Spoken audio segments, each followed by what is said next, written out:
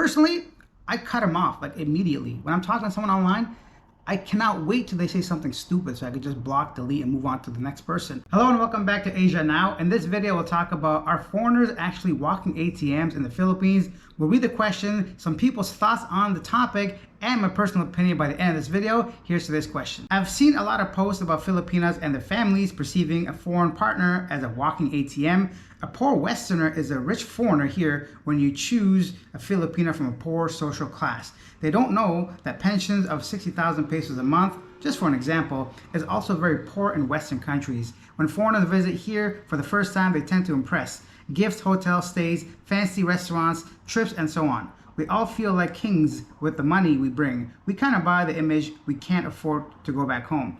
It doesn't matter how little you spend, it's still a lot for the Philippines. You know very well if you tell any woman around the world that you are actually poor or at least barely surviving, you will have no chance of dating her. But when the relationship develops, the reality of monthly expenses start adding up, we realize that we have to control our money and the original image will change. This is the reality of being in a relationship with a woman here or elsewhere in the world. Now for self-claimed millionaire expats, good for you if you don't fall under this condition, but please understand that you are not the mainstream here. For the angry expat that stereotype Filipinos, you have free will to change girlfriend, environment, country, or yourself. Please, no need for insults and remain respectful. Insulting others, it is not a talent. It only shines a light on your upbringing. A lot of points made there, of course, a lot of truth and a lot of myth, I would say, regarding, I'll tell you guys in a second exactly what I think. Here's some of the top comments. Someone says, if you lie about your identity, background, or financial situation to create a false image, you're not only foolish, but also immature. Honesty is the best policy. Set clear boundaries early and be upfront about your limitations. Don't pretend to be someone you're not, especially when it comes to financial matters. Also, by being upfront about your situation, you're setting yourself up for healthier and more authentic connections. Remember, it's okay to be honest about your limitations, and people will understand, most likely support you. Exactly. If you're going to set out there to pretend to be rich, then you can't complain when your money runs out and they expect you to be paying for things. So don't be someone you're not, and be exactly who you want to be in a relationship. And that way you can actually attract someone that wants to be with you and not just this false persona of yourself. And same thing goes with women. All these filters and makeup and all this Instagram pictures, but when you meet them in reality, I'm like, come on, man, that looks nothing like you, right? So they get disappointed when you don't want to be with them. It's the same thing with guys when it comes to money. Someone said, totally agree. The fact is that Filipina will be thrilled if you take her to Jollibee. A 5-star restaurant won't really impress her. A Hershey's chocolate bar is the same as a Godiva for her. Many have never been to a movie theater before. Being a polite gentleman and treating her with respect goes much further, and showing off your wealth because she already assumes that you have more wealth than her and her family even. A piece of advice to share with everyone, keep your finances to yourself. I never let anyone, Filipino or foreigner, here know whether I have a big pension or a small pension, whether I have no savings or $1 million USD in savings. Live modestly to learn if people like you or for your money. And above all, learn to say no. Absolutely true. I've said this before. Also, one of the biggest mistakes people can make is tell people how much money you have. It's nobody's business. They shouldn't need to know.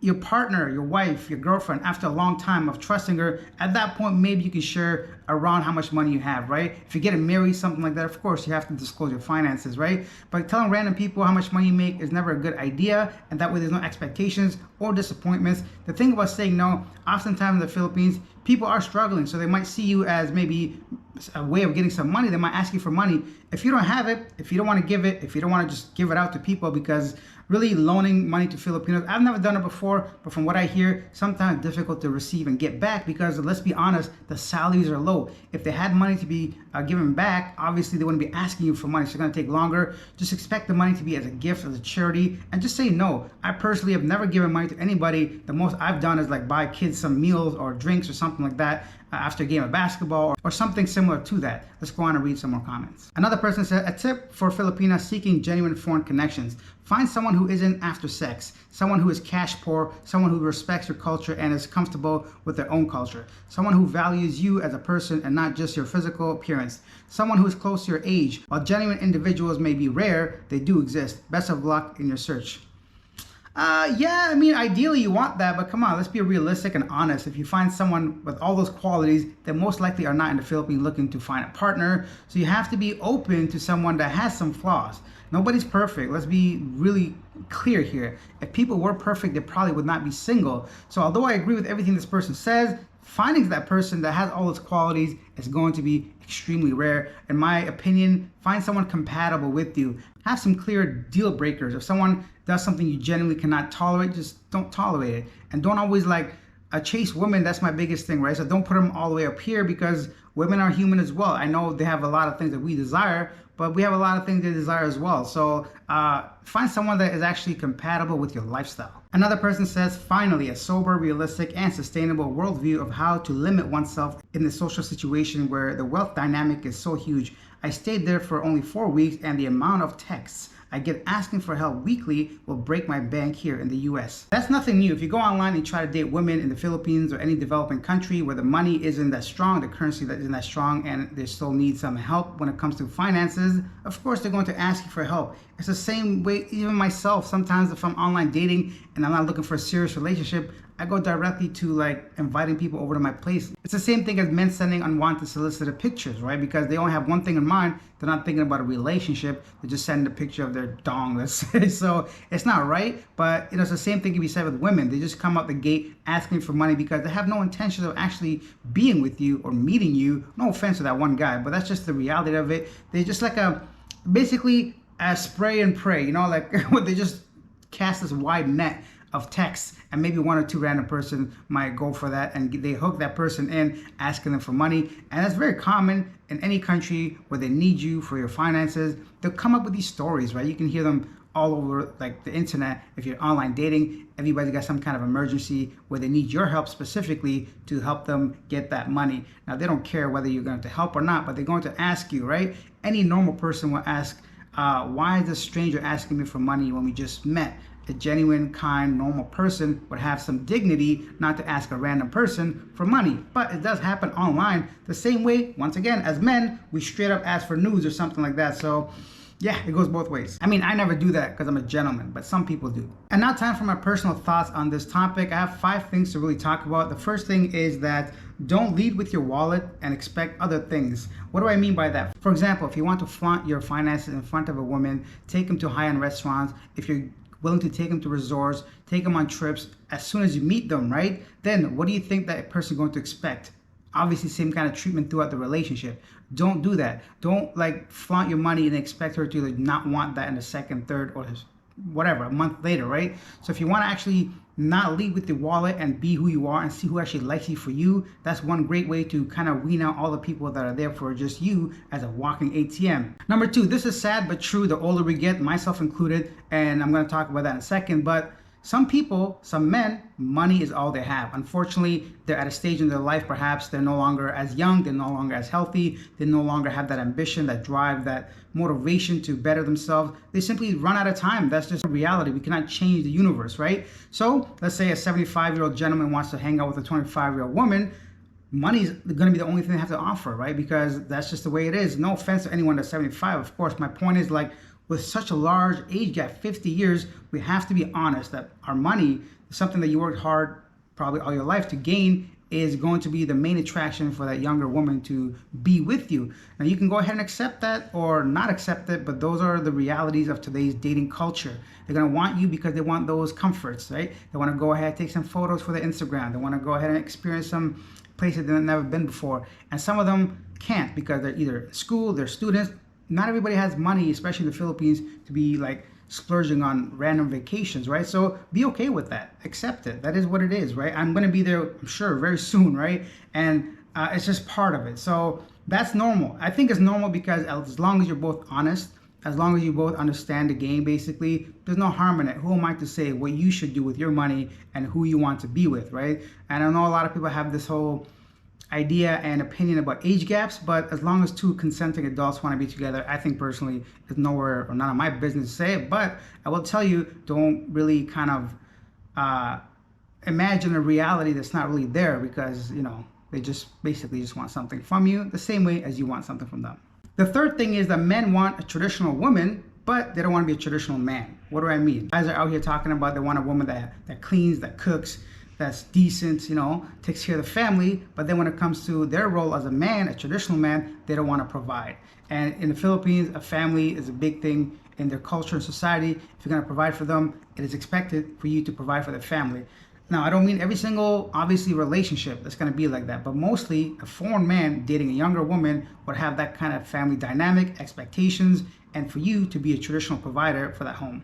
Number 4 is that be honest and upfront, right? So if you have a pension of $1,000 US, don't come out here pretend like you have 3,000, right? If you have 2,000, don't pretend like you have 5,000. So when you have these clear boundaries of how much you can spend on someone, on a relationship, on an adventure, on rent, on your lifestyle in the Philippines, then go ahead and be honest about it. Don't pretend, excuse this swimming towel, the AC is not working here because they have this scheduled power outage that I just found out when I woke up. But anyways, so go ahead and it's like, don't pretend to be someone you're not. And you're going to save yourself a lot of headache, and you're not going to deceive someone else that wants to be with you. Going on to the 5th thing is red flags. Don't ignore red flags in the Philippines. A lot of times when online dating women, they know how to spin a story, they are not new. And a lot of times you don't even know if you're talking to a woman. I cover this on Asia Now all the time, those scam hubs, right? For all we know, you're talking to a Nigerian guy in a basement somewhere. For all we know, you're talking to some Chinese guy, some Indonesian guy, some Malaysian dude, some random person that's here working in these pogos, basically on these love scams. It happens all the time. So if you see a red flag, something that doesn't make sense or quite add up, if the woman doesn't want to be on a video call with you, if she keeps making excuses to meet you or see you, or any of these things, if she talks about these investment opportunities, come on, don't ignore those things. Don't give her the benefit of the doubt. Personally, I cut them off like immediately. When I'm talking to someone online, I cannot wait till they say something stupid so I could just block, delete, and move on to the next person. I don't do certain things I just don't do. For example, any excuse not to meet me, any excuse I'm too far, I need bus money, I need travel. No, I don't deal with people like that. Because I feel like if you have money to be online dating, if you have money to be spending on load, and you still cannot prioritize your finances, you're just too immature for me. And I'm not trying to shit on like poor people. I'm poor myself in a lot of ways, right? I'm talking about we're not compatible. I don't have enough money to support you, your family, your loved ones, and all that. And I'm not that age, right? So speaking of age, for me, I feel like if I were to date Filipinos right now in a serious way, I only have a few more years before I have to start looking at myself as my wallet being the only thing, right? At some point, that gap between romance and finance really becomes larger and larger, right? And the bigger the age gap, I think the more difficult it is to find that true connection. Of course it happens, I'm not saying it never happens, but I'm talking in general senses, like especially online, it's really difficult now to find genuine connections unless you yourself are like a 10 out of 10, have everything tall, fit, handsome. But then if you had all those things, you wouldn't need to be online, right? So you have to ask yourself, what is the purpose of this person talking to me online when I'm halfway across the world, for example? So there's so many kind of things to get into. There's so many red flags. Do not ignore them. Are you a walking ATM? I don't know. You tell me. Why would you let someone take advantage of you? No one's forcing you to do anything, right? It's your choice. And if you're in a situation where you feel like someone's taking advantage of your kind heart and you trying to help, walk away. They're not the one for you, right? So there's plenty of women in the Philippines you can be with that are genuine, that are hardworking, that have multiple jobs. So for me personally, I'm nobody's ATM. I'm not even my own self's ATM, so I don't have the means to be handing out money for random people that are asking for it. One last thing I want to mention is like, if you're with a woman, if she's not the one, then why are you with her? If she is the one, then why aren't you okay giving her some money? I'm not saying give her like an allowance. I'm saying to better herself, right? If I'm with someone, I want them to look nice. Like, for example, I like my girls wearing dresses, for example. If she doesn't have money to buy her own dresses, why wouldn't I want to buy her a couple of dresses that I also enjoy? If I like my girl's nails to be done and she's a student and she ain't got no money to get her nails done, I'll have no problem paying 1,000 pesos and getting her nails done so I could look at them, so I could admire her fingernails or her hair. Something like that is what I'm talking about, right? And same with like situations like that, because the women I deal with are genuine people. I don't talk to people that I find sketchy or shady or whatever. So anyone that I'm with, I want them to succeed. I want us to be a team. I want them to grow. I'm not gonna fund their drinking problem or some random gambling issue. I'm not talking about that, but I'm talking about them bettering themselves, right? And at any point, if I feel like I'm being taken advantage of, I'm walking away, bro. Like I told you, I can't wait. I look forward to someone try to put something over me because I'm just like, I'm out, bro. Like don't bring me that nonsense, right? So You guys are all adults. You make your own decisions. You can't blame culture for your ATM theory or whatever that is. If you're walking ATM, you got yourself to blame. Nobody's forcing you. Nobody has something to your head saying, hey, you got to give me money, right? So if you got trapped in some way, then learn from it and try to find a way out. Set a budget, set a limit. Say, this is what I got. I got $1,000. We could all live off of this. I don't know how you can go do an allowance or something, but just be honest. That's your limit. Say no. Let me know your thoughts down below. What do you think of this whole notion that foreigners are walking ATMs in the Philippines? Do you agree? Do you disagree? Do you think there's no hope for the Philippines when it comes to the way they perceive foreigners? Do you think it comes to individual decisions and our own way of handling situation and relationships? Once again, all this is very general stuff. It's very difficult to look at someone's relationship and try to understand it.